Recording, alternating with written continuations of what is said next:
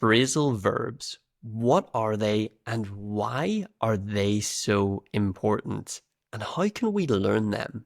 Hey everyone, my name is Oliver and welcome back to the Easy English podcast, the best place to learn English through listening practice and learning vocabulary.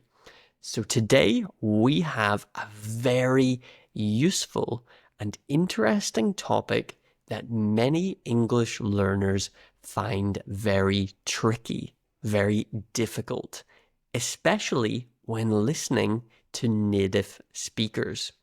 This topic is key to understanding native English speakers. And what is it? It is phrasal verbs. These are a combination of a verb and a preposition or an adverb. For example, turn off, look up. These are things that we learn all the time in English and we use in so many different contexts. And they often have different and difficult meanings that are very hard to guess. But don't worry, today we're going to focus on some very common phrasal verbs that you will probably hear every day if you are in the UK or the US. And I'm going to give you my special tips to help understand phrasal verbs better and whenever they come up in a conversation. And our goal is to make listening to English feel a little bit easier and more natural. So let's try and achieve this goal together by learning some phrasal verbs. So, in every episode, we like to learn some key vocabulary. And today is no different. We have the same section.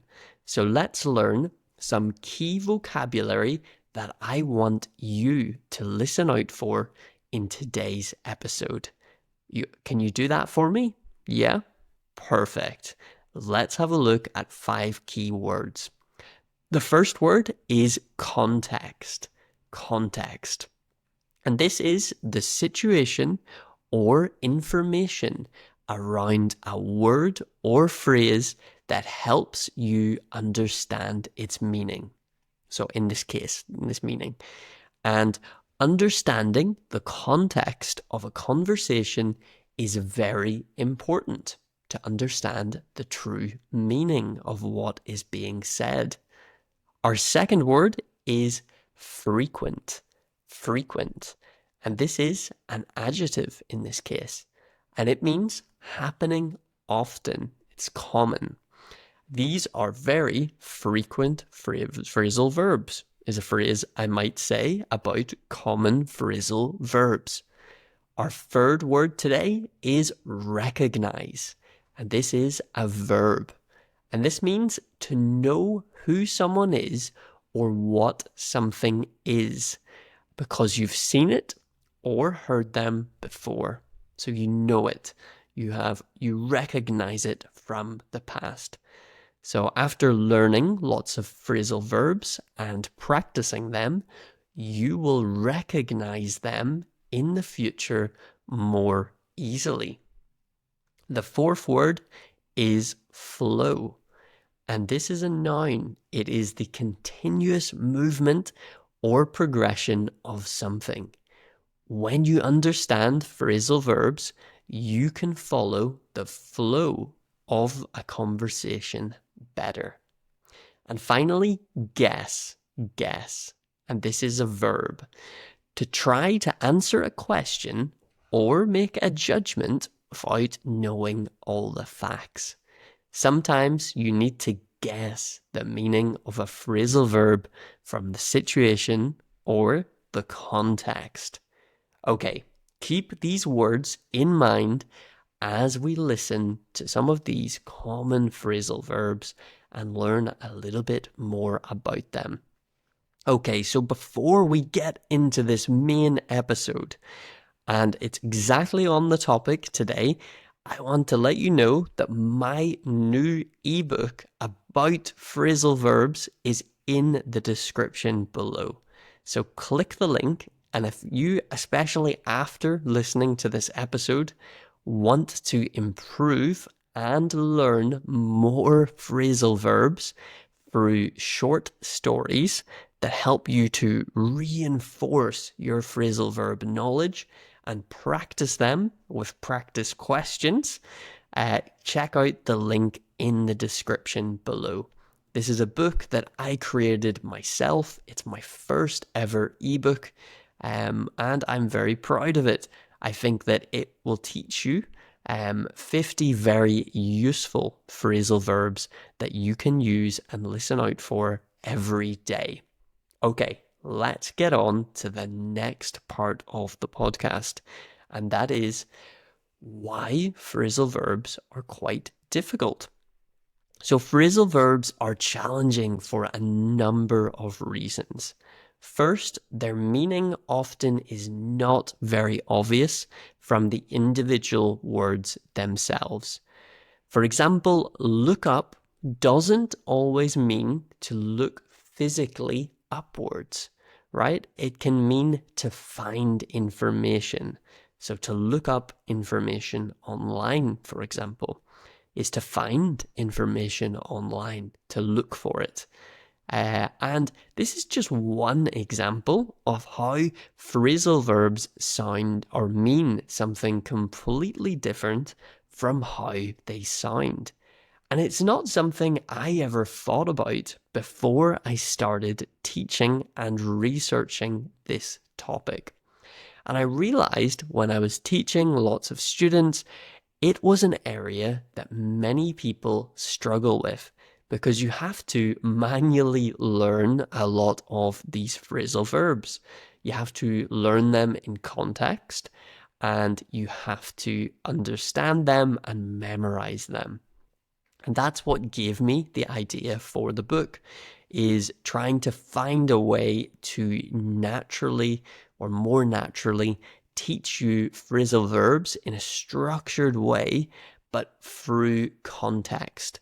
And I thought that the best way to do this is through little stories, very short stories, to show you the context, with lots of phrasal verbs packed into these stories. So that's exactly the reason why I made that book.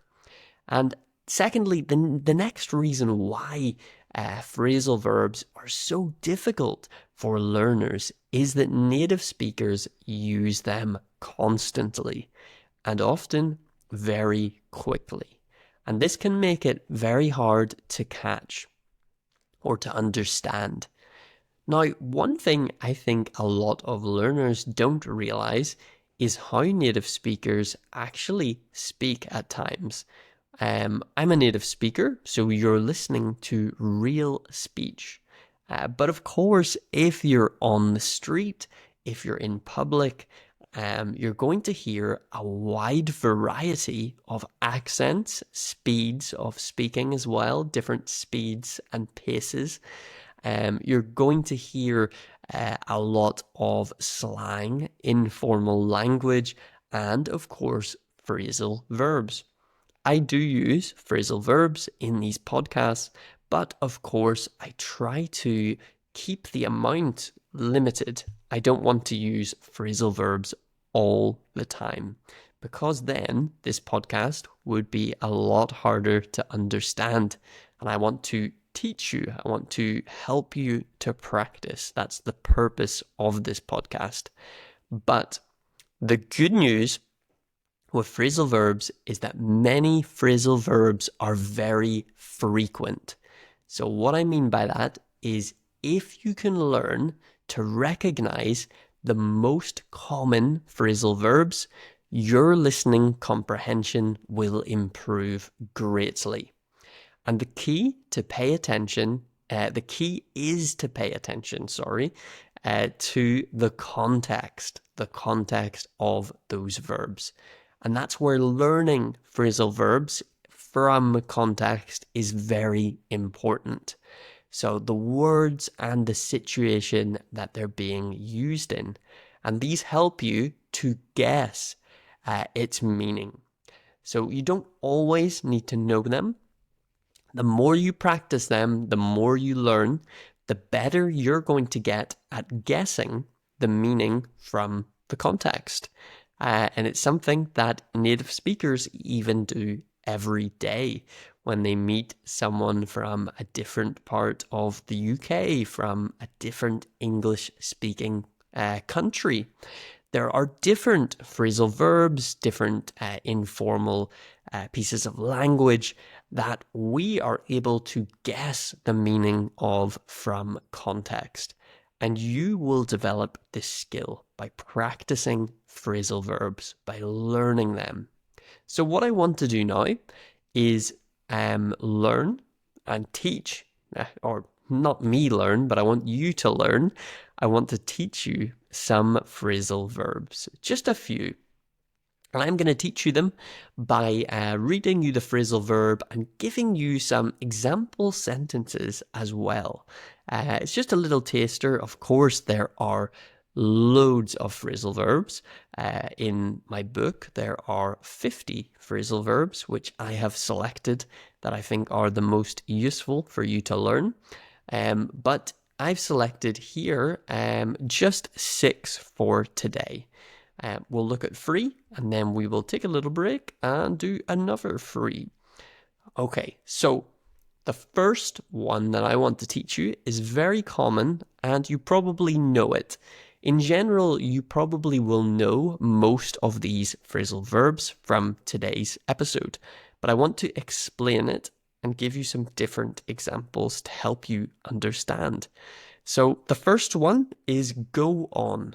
Go on. Now, this phrasal verb is extremely frequent and it can mean several things. And that's why I think it is an excellent example.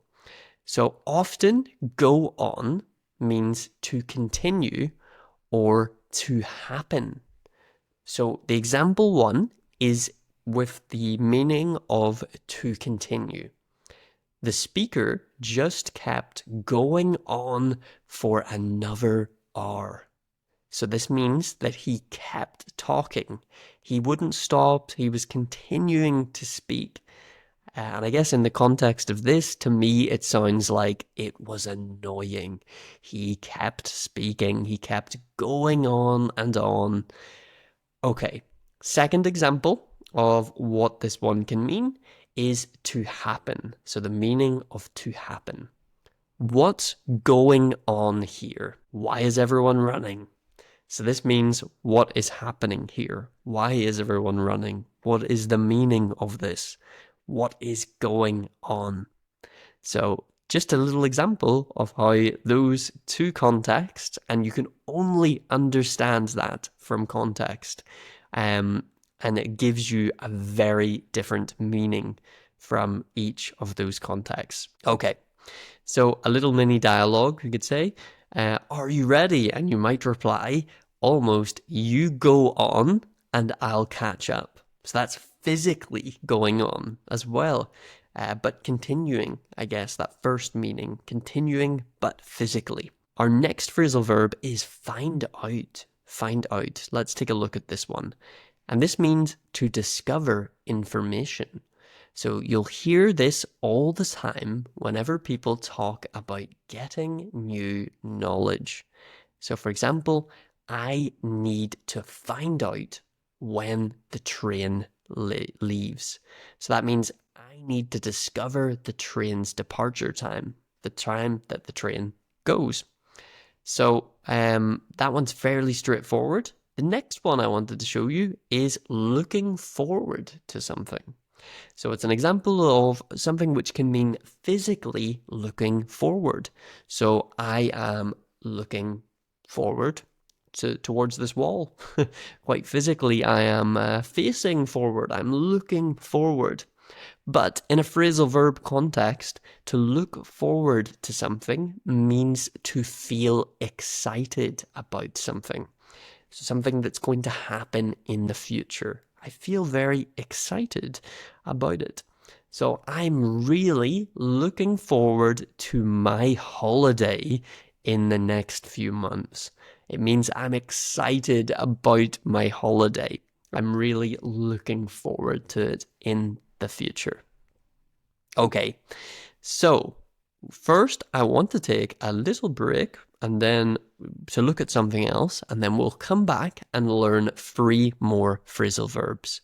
So before we move on about how to improve your listening, learn a couple more phrasal verbs, I wanted to share some fantastic insights from you, our listeners of the show.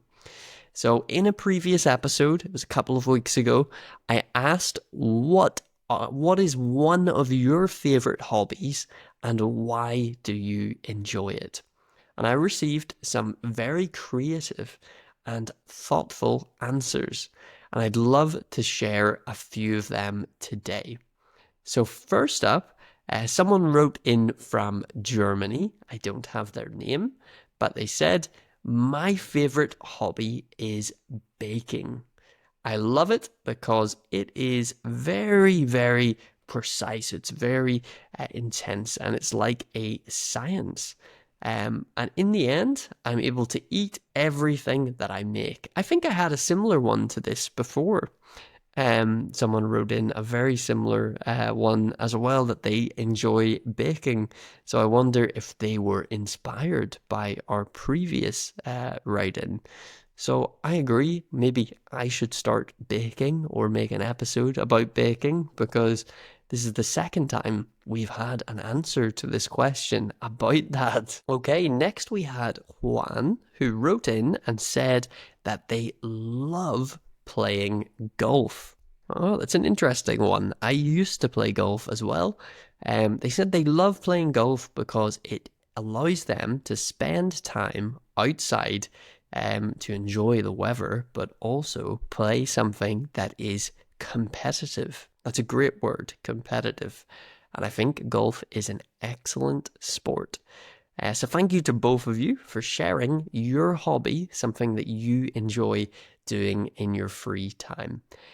So let's think of another question.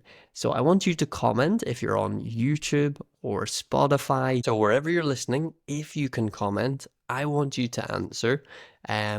What is one country that you would love to visit and why?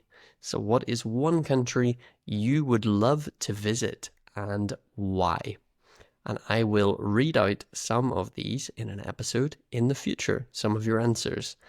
Okay, let's go back and look at a few more phrasal verbs, and then we'll look at some techniques and sort of advice on how to learn them effectively. So the next one is give up. Give up. And this means to stop trying or stop doing something. So don't give up on learning English. It takes time. That's some advice I would give you. So don't stop trying. Keep working at it. It's a great phrasal verb. Another one which has multiple meanings again. I love these ones. This is pick up. Pick up. So to pick up, it has quite a few meanings, but we'll focus on a very frequent one, which is to collect someone. So to collect someone, so I will pick you up from the airport at 6 p.m. That's a very common one. You'll hear people use it all the time when they're talking about taxis, buses, any kind of vehicle that picks people up. It's usually used in this context. Okay, and our final one is come on. Come on. And this is often used to encourage someone. But the example I want to give you today is a more unique one, and that is that this phrasal verb, come on, can express impatience. So, for example, when you're getting annoyed at something, so because it's maybe taking too long or it's just making you not patient, it's making you impatient. For example, come on, we are going to be late. Or come on, stop being so negative. I'm getting impatient with a person, so I'm using this phrase, come on. Okay, I hope those were interesting, and it's interesting to break down some of these phrasal verbs. I think they're extremely useful to learn and very worthwhile focusing on and looking at the meanings and the context of them. But I want to just give you a few little tips that I've written down here about how to better understand these quite frequent phrasal verbs whenever you hear them. So the first point is to focus on the context. As we mentioned, the context is going to be your best friend. And that's why it's very important to start by trying to learn them from the context. And even if you don't recognize a phrasal verb immediately, if you're hearing it in conversation, the rest of the sentence or the situation around it can help you to guess its meaning. It can be very helpful. Next, you don't want to try and translate every word with phrasal verbs. Try to listen for that overall meaning from the context. Phrasal verbs, you can't learn them by their individual words. You can't break them down and understand them with the meaning of each word. Learning it by the overall sentence helps you to learn and follow the natural flow of English speech. You also want to listen actively. So you want to pay close attention when you hear a verb combined with another verb. And that's how you can often pick out, so say I used another one, that's how you can often pick out or recognize a phrasal verb from speech. And finally, you want to practice, and practice some more. Get these phrasal verbs from context. And that's why I've put together the ebook, my first ebook, and that's why I think this topic is so important and why people need more dedicated resources or materials to help learn phrasal verbs. So do check it out. The link is in the description below, and it will help you to learn 50 phrasal verbs out from context, so through short stories and some exercises as well. And there's a few tasks that I've put in throughout the book as well to get you writing as well. So you're going to learn 50 phrasal verbs plus some bonus ones as well that are based around themed topics. So do check it out in the link below. It's discounted for a limited time. So it's currently on a launch discount sale for you guys. So do check it out and pick it up while it's on sale. It's a digital ebook and you get access to it immediately. So today we've explored some common phrasal verbs that you will frequently hear in English. So like go on, find out, look forward to, and even more. We looked at why it's quite difficult to learn phrasal verbs, but how focusing on the context and actively listening for these verbs, looking at the whole sentence and the context around it, how that can really help you, and a few tips on how you can improve your phrasal verb knowledge. So thank you so much for listening. If you want extra bonus content as well, there's going to be a new bonus episode of the podcast out this week on Patreon. So it's all in the link below in the description. You can sign up for the Patreon and get bonus extra access to new podcast episodes every week. And exclusive episodes with me talking about some more personal topics and more complex, advanced topics as well.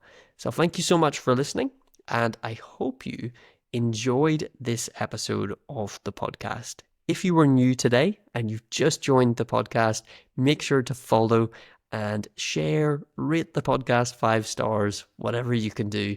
It really helps us to grow.